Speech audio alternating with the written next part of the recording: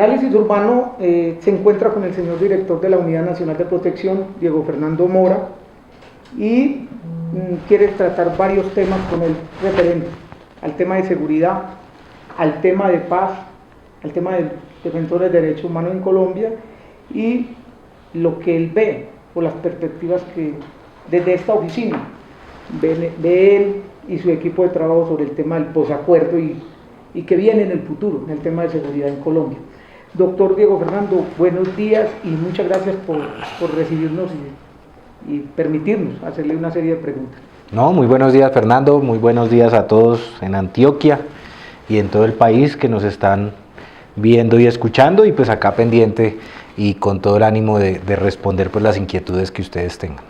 Usted es el director de la Unidad Nacional de Protección. ¿Cuánto lleva ya en el cargo? 1 año y 8 meses. ¿Cómo se ha sentido? Pues a ver, esto es bastante complicado, pero sin embargo es un reto no solo personal, sino pues también institucional, de sacar adelante pues la unidad, y en general pues mientras tenga el apoyo de todo el equipo de trabajo y de todas las personas que nos acompañan y que hacen parte de la UNP y de todas las entidades que tienen que ver con la UNP, pues aquí estamos bastante cómodos. En este tiempo de trabajo, ¿ha tenido momentos de zozobra? Uy, bastantes. Bueno, en primero, pues cuando fue el secuestro de mi hija, que ya estaba ya como funcionario público. Yo nunca había sido funcionario público, hasta ahora es el primer reto que tengo en este campo. Y segundo, pues han habido muchas situaciones bastante complejas, sobre todo en lo que tiene que ver con protección de algunos líderes que pues se han visto involucrados en situaciones bastante difíciles y que pues toca actuar de forma rápida para evitar que se vea comprometida su integridad y su vida. Tiene usted muchas responsabilidades y para eso debería contar debe contar con un buen equipo de trabajo. ¿Confía en su equipo de trabajo? Sí, claro, plenamente.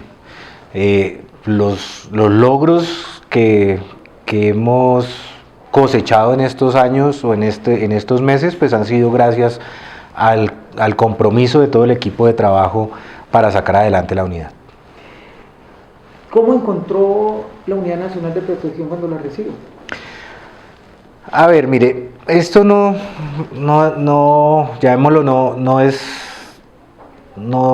quiero ponerme en el tema del que llaman el espejo retrovisor.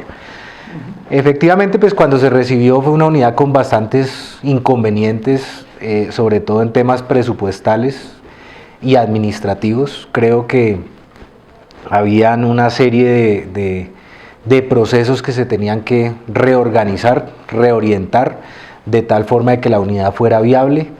La unidad llegó a gastarse en el año 2014 casi 540.000 millones de pesos, es una cifra que es demasiado elevada para el programa de protección, y el reto era reencauzar precisamente todos los procesos, reencauzar cuáles son precisamente los objetivos de la unidad, a dónde y a qué poblaciones tocaba dirigir los recursos que se le dan a la unidad y administrar el programa para que fuera viable, porque seguir como venía, pues seguramente iba a llegar un momento en que no habría presupuesto suficiente para poder brindarle protección a las personas que evidentemente necesitan protección.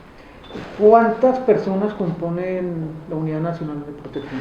A ver, mire, directamente como funcionarios de planta hay alrededor de unos 300 funcionarios de planta, más 400 escoltas de planta. 700 funcionarios. Y en tercerizados, llámalo así, escoltas tercerizados, hay alrededor de 3.000. Cuando usted coge el tema de la Unidad Nacional de Protección, se pone al frente de un tema tan complejo, usted me imagino que trae propuestas ¿Qué propuesta ha puesto a funcionar ahora que está la Unidad Nacional de Protección? Lo primero que hicimos fue reorganizar todo lo que tenía que ver con la operación de los contratos de los esquemas, llámese de hombres, llámese de vehículos. Antes existía una estructuración de contratos general, en la cual operadores brindaban o prestaban el servicio del esquema completo: carros, hombres, chalecos, armas, tiquetes, viáticos, etcétera, etcétera. Eso lo independizamos. Centramos la operación en cabeza de la unidad, no en cabeza, ya valga la redundancia, de los operadores. La unidad era la que tenía que administrar y supervisar cada uno de los componentes de los esquemas, y la unidad tenía que hacerse responsable de esos componentes. Los operadores son eso, operadores del esquema, cada uno en lo que su experiencia tiene. Entonces, los operadores de hombres se encargan solo de hombres, los operadores de vehículos solo de vehículos, y nosotros nos encargamos de lo que tiene que ver con los desplazamientos, con los tiquetes aéreos y con la supervisión del funcionamiento de toda esa estructura.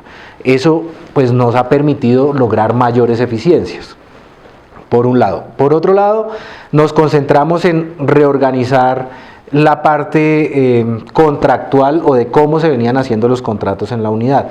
Hasta el año 2014 todos estos contratos se hacían de forma directa, solo se había hecho una licitación pública en el 2012 para los esquemas, y de ahí en adelante se vinieron haciendo o ya fueran prórrogas de los contratos o contratación directa por diferentes motivos o circunstancias. Nosotros nos hemos puesto el empeño de que toda nuestra contratación tiene que hacerse por licitación pública o por concurso, si es del caso. Muy pocos contratos los hemos sacado fuera de los esquemas de licitación pública.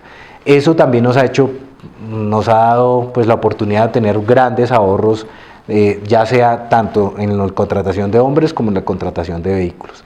Y tercero, estamos haciendo la supervisión, que ya lo había dicho antes, la supervisión directa de los esquemas.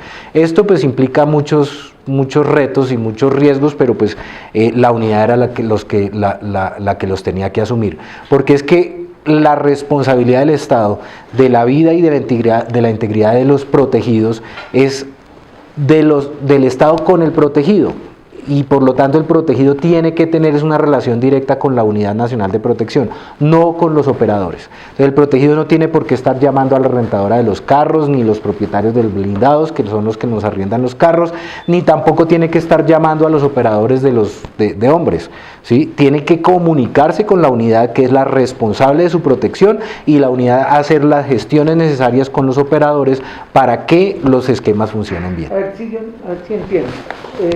La Unidad Nacional de Protección, hoy en cabeza de su director Diego Fernando Mora, atiende directamente el tema de seguridad. Los operadores responden por el servicio y ustedes atienden todo el tema, ¿sí? Correcto. ¿Usted confía en los operadores? Claro, uno confía en los operadores de que tienen que hacer el trabajo y tienen que cumplir con su contrato. Por eso el contrato está plenamente reglado, los hemos modificado, y con la experiencia en licitación tras licitación que hemos hecho ya hemos hecho ajustes precisamente de acuerdo a lo que hemos visto en la operación.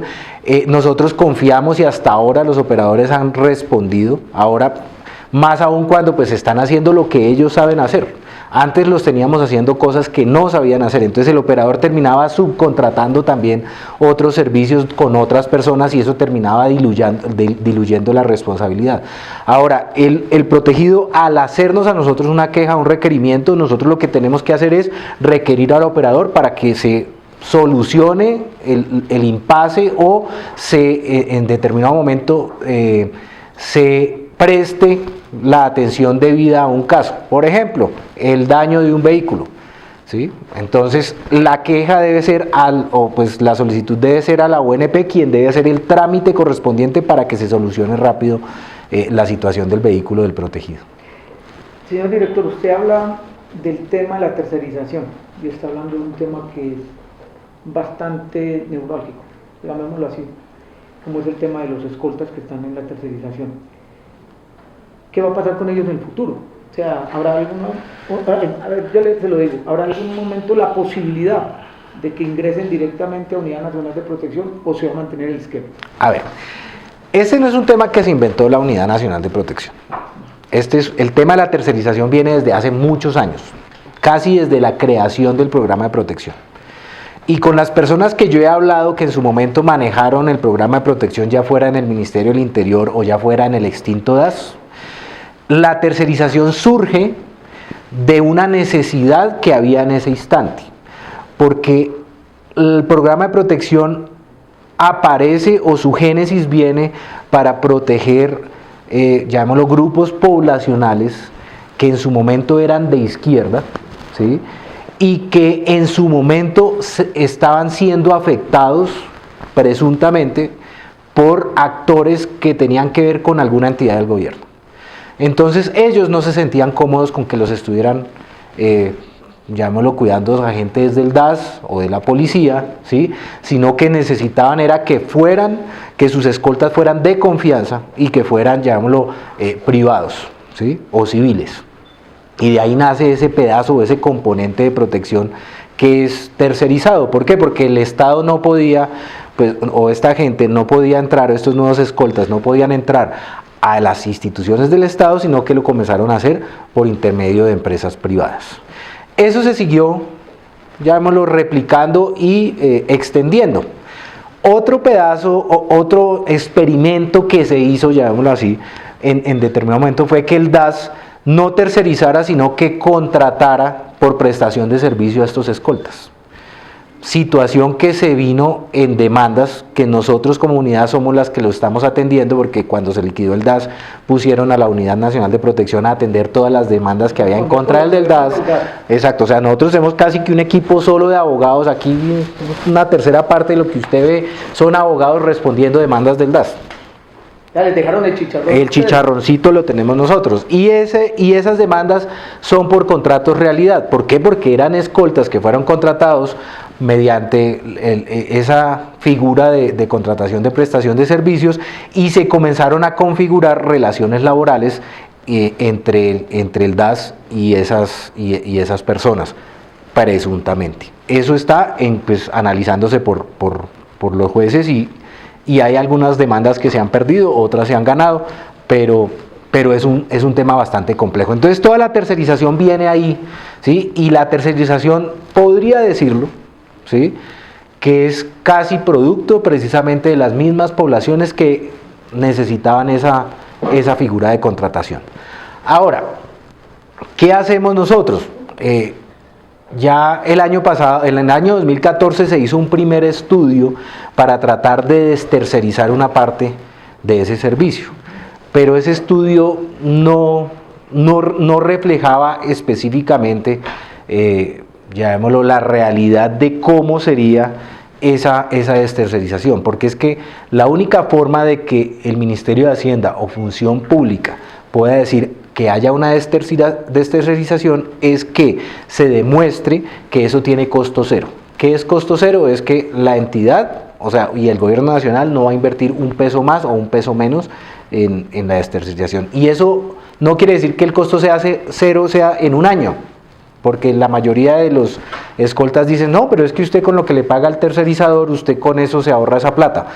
Pues sí, se ahorra una parte, porque otra parte toca utilizarla precisamente para reestructurar la unidad, porque estaríamos hablando de más personas dentro de la unidad, y la otra hay que mirar cómo es el análisis en el tiempo, porque una planta de personal estaríamos hablando de que serían personas que estarían con unos contratos a término indefinido y con una estabilidad completa dentro de una planta del Estado, ¿sí? Y pues no sabemos tampoco qué va a pasar en 10 años.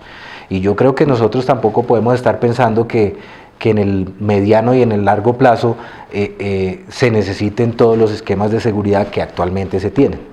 Actualmente estamos haciendo un estudio para poder destercerizar una parte de la planta, pero no toda.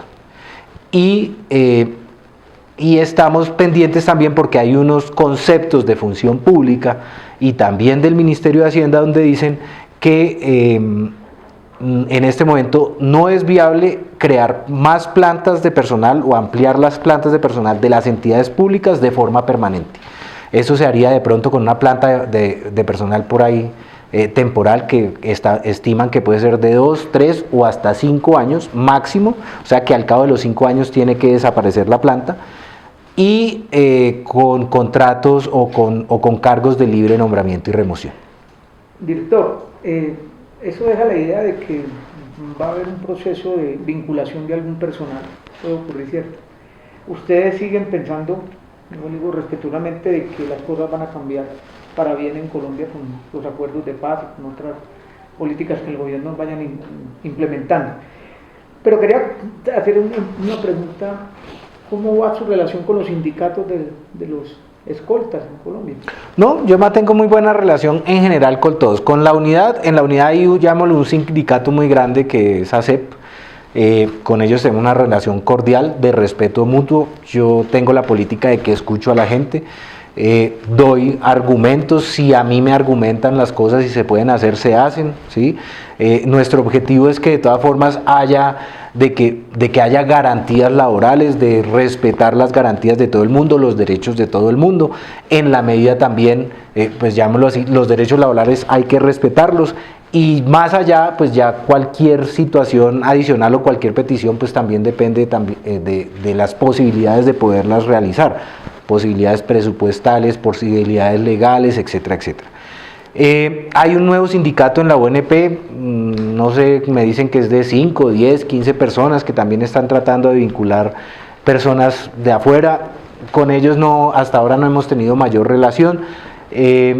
Y hay alrededor de 7 u 8 sindicatos por fuera de la UNP que llamamos los sindicatos de los escoltas tercerizados. Con ellos, pues con la gran mayoría tengo muy buena relación. Hay unos que pues ha sido bastante complicado porque pues las formas no son, a mí no, pues a punta de presión y de grosería pues no respondo. Sencillamente ni respondo ni grosera ni así ni de ninguna otra forma, sencillamente pues que hagan allá su alaraca, como dice el cuento. Pero tengo muy buena relación y seguiré propendiendo de mantener la relación, siempre pensando en que hay que respetar los derechos de los escoltas, llámense de planta o llámense tercerizados. Director, usted ha sido víctima, ¿cierto? La pregunta es a todas esas víctimas, defensores de derechos humanos y demás, hay tranquilidad. Usted puede dar un parte de tranquilidad de que la Unidad Nacional de Protección, con su profesionalismo, está en capacidad de la protección de la gente que está amenazada en Colombia. Bueno, miren, en general hay gran preocupación en todas las poblaciones que atiende la unidad por las diferentes informaciones que vienen de redes sociales, de chismes, etcétera, que el programa de protección va a cambiar, que se van a votar escoltas, que es que ahora los escoltas van a ser de las FARC, que es que ahora se nos vamos a dedicar a proteger a las FARC, etcétera, etcétera. En eso hay que tener total tranquilidad. El programa de protección está arreglado por unos decretos, unas leyes, por unos actos de la Corte Constitucional. Y ese programa de protección tiene unos objetivos que son muy claros, con unas bases jurídicas muy específicas y con unos procesos que somos los que llamamos nosotros la ruta de protección, muy bien establecido para las poblaciones que nosotros atendemos. La ruta de protección. La ruta de protección. Eso seguirá funcionando normalmente y seguiremos con todo el compromiso en la Unidad Nacional de Protección de atender las solicitudes de esa población, sobre todo de la población vulnerable que está siendo amenazada y que su vida o su integridad está corriendo peligro. Y en eso nos hemos concentrado, y nuestro objetivo es de que los recursos sean dirigidos a esa población, porque es que ahí el riesgo y la amenaza no ha disminuido.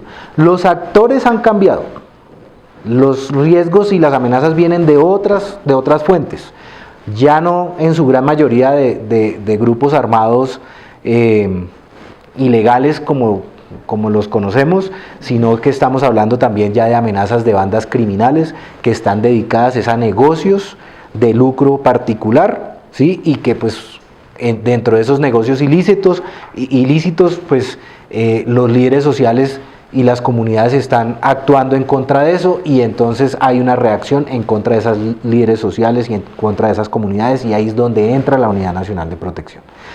Todo lo que tenga que ver con las FARC, de llegarse a implementar, que desafortunadamente en este momento estamos en un tema ahí de incertidumbre, en el limbo, porque no sabemos hacia dónde vamos a establecer. Pero si llegáramos a implementar lo que se estableció con las FARC en la negociación, eso es un programa especial que tiene un reglamento especial, un presupuesto individual, que nada tiene que afectar el funcionamiento de la Unidad Nacional de Protección. Dos preguntas sobre ese tema de las FARC. Primero, ¿es cierto que ya están llegando las primeras camionetas para la seguridad de las FARC? No, eso es totalmente falso. Segunda, ¿es cierto que va a existir una especie de subprotección de su director de protección por parte de las FARC si se llega a dar la dejación de armas? No, lo que es parcialmente cierto. Lo que se crea es una nueva subdirección. En la unidad hay 3 subdirecciones: la subdirección de análisis de riesgo, la subdirección de protección y la subdirección de talento humano. Se crearía una nueva subdirección para completar 4, que sería la subdirección de protección especial.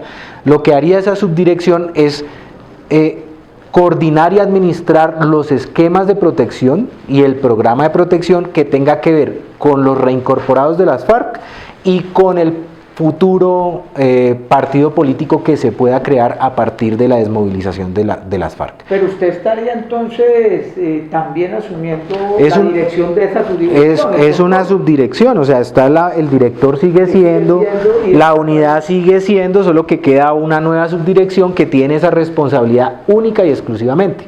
La subdirección de protección, o sea, la que actualmente opera, sigue funcionando normalmente, que es la que se encarga de administrar y de operar todo el programa de protección de todas las poblaciones, y acá quedaría una nueva cuya responsabilidad es solo para el tema de los reincorporados de las FARC y su partido político.